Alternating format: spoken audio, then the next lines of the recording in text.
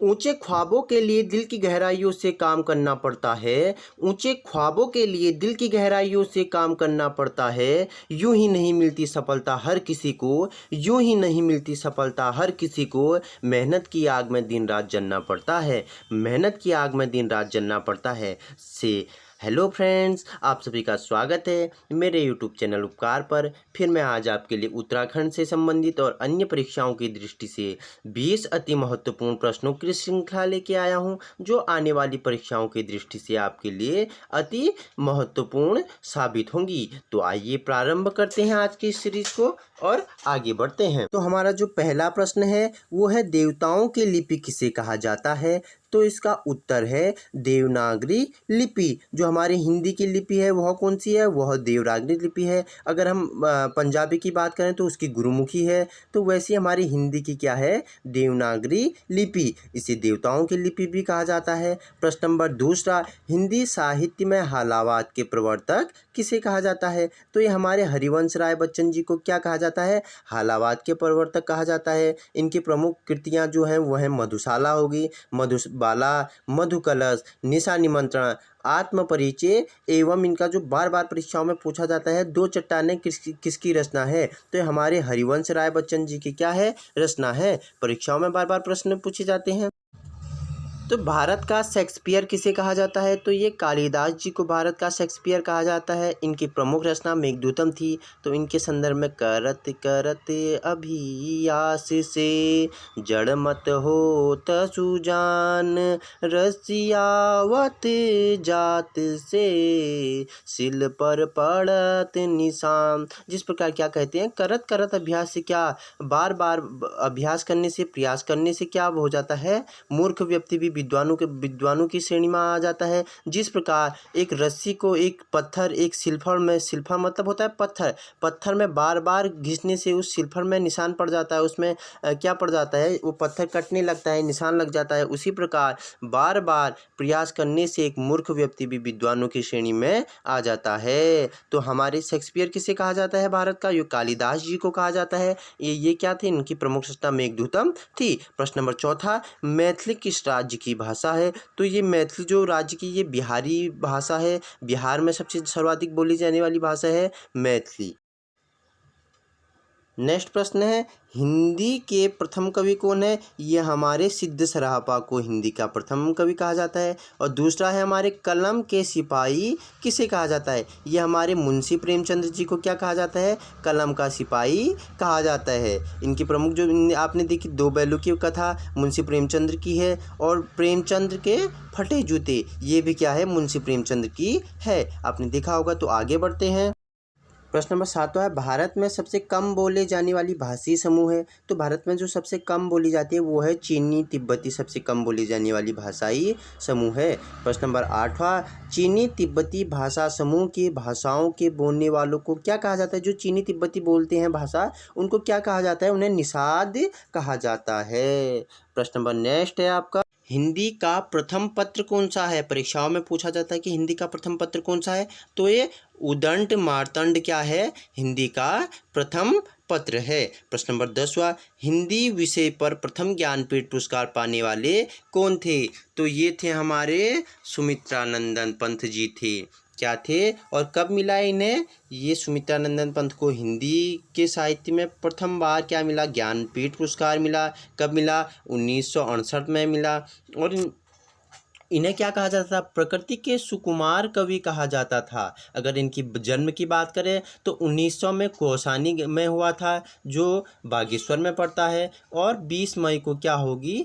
20 मई 1900 को कौसानी में इनका जन्म हुआ था। और 1977 में इलाहाबाद में इनका मृत्यु हो गई। तो इनका बाल्य नाम तो क्या था? गुसाई दत्त था। इन्हें गुसाई दत्त के नाम से पुकारा जाता था। और इनका पिता का नाम गंगादत्त पंत था, माताजी का नाम सरस्वती देवी था। अगर इनकी प्रमुख रचनाओं के बारे में बात करें तो इनकी प्रमुख रचनाएं जो काव्य रचनाएं थे, वीणा थी, ग्रंथि थी, पल्लव थी, गुंजन हो गया और ज्योत्सना हो गई। और इनके इससे पहली बार परीक्षा में पूछा गया था कि ग्राम्या किसकी रचना है? तो ये हमारी किसकी थी? ये हमारी सुमित्रानंदन पंत जी की थी।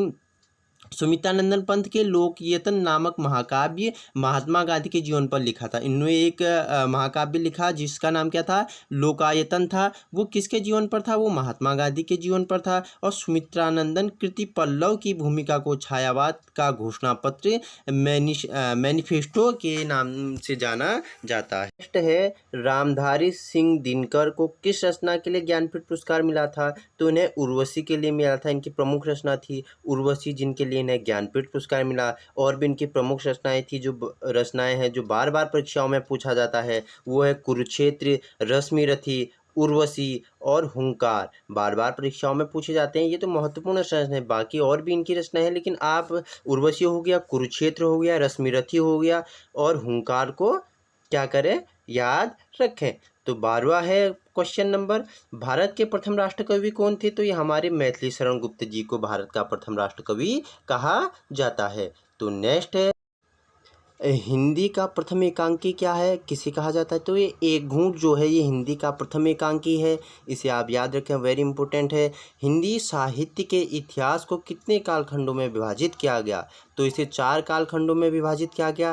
प्रथम आदिकाल या वीरगाथा काल, मध्यकाल या भक्तिकाल, उत्तर मध्यकाल या रीतिकाल, आधुनिक काल। तो किन किन के कालखंडों में विभाजित किया, 4 किया गया। आदिकाल और वीरगाथा, आदिकाल और वीरगाथा एक ही हैं। मध्यकाल या भक्तिकाल एक ही हैं। और उत्तर मध्यकाल या रीतिकाल और आधुनिक काल में विभाजित किया गया। नेक्स्ट है, एक नार पियो को भानी, तनवाको सकरा जो पानी। यह पंक्ति किस भाषा में की गई है, तो ब्रज भाषा में की गई। क्या बोल रहा है कि एक नार पियो को भानी, तनवाको सगरा जो पानी। तो यह पंक्ति किस भाषा में है, तो यह ब्रज भाषा में लिखी गई हुई है। प्रश्न नंबर नेक्स्ट है हमारा, संविधान की 8वीं अनुसूची के अनुसार कितनी भाषाओं को राजभाषा के रूप में संवैधानिक मान्यता प्राप्त है। ये 22 भाषाओं के रूप में क्या है, संवैधानिक मान्यता प्राप्त है। कितनी भाषाओं को, 22 भाषाओं को। कितनी भाषा को, 22 भाषाओं को। कितनी भाषाओं को, 22 भाषाओं को। क्या संविधान की 8वीं अनुसूची के अंतर्गत राजभाषा के रूप में कितनी भाषाओं को, 22 भाषाओं को क्या है, मान्यता प्राप्त है। तो हमारे नेक्स्ट प्रश्न 17वां है कि हिंदी गद्य के प्रतिष्ठापक कौन है, तो ये आचार्य महावीर प्रसाद द्विवेदी हैं। अगर हम आचार्य महावीर प्रसाद द्विवेदी के बारे में बात करें तो इनका जन्म 1864 दौलतपुर गांव में हुआ था,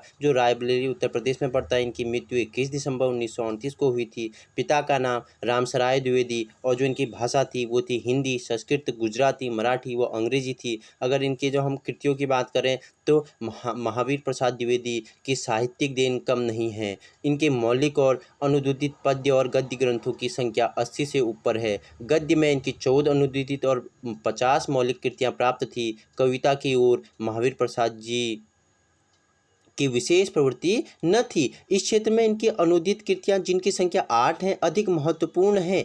मौलिक कृतियां कुल 9 हैं, जिन्हें स्वयं तुकबंदी कहा है। इनकी समस्त कृतियों का वर्णन इनने बहुत ही सरल एवं सहज रूप में किया गया है। अगर हम बात करें तो इनकी पद्य रचनाओं के बारे में, तो इनकी पद्य रचनाओं में काव्य मंजूषा हो गया, सुमन हो गया, द्विवेदी काव्यमाला हो गई, कविता कलाप हो गई। तो ये वेरी वेरी महत्वपूर्ण है, आप इन्हें याद रखें। और परीक्षाओं में पूछा जाता है बार बार कि महावीर प्रसाद द्विवेदी द्वारा क्या क्या लिखी गई, तो उनके द्वारा मैंने बताया सुमन, द्विवेदी काव्यमाला, कविता कलाप और काव्य मंजूषा। प्रश्न नंबर नेक्स्ट है इसी पे, हिंदी के सर्वप्रथम दैनिक समाचार पत्र क्या है, कौन सा है, तो ये सुधावर्षण है। क्या है, सुधावर्षण है।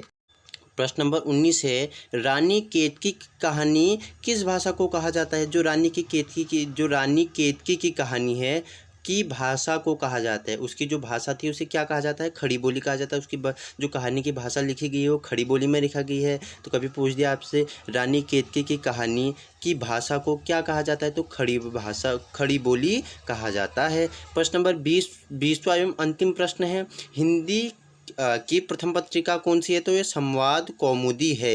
हिंदी की जो प्रथम पत्रिका है ये संवाद कौमुदी है। तो दोस्तों आज की सीरीज यहीं पे समाप्त होती है। इसका नया नेक्स्ट भाग 2 लेके आऊँगा, जो ऐसे ही सिलेक्टेड क्वेश्चंस होंगे और परीक्षाओं की दृष्टि से महत्वपूर्ण होंगे। तो आज का सीरीज यहीं पे समाप्त होता है।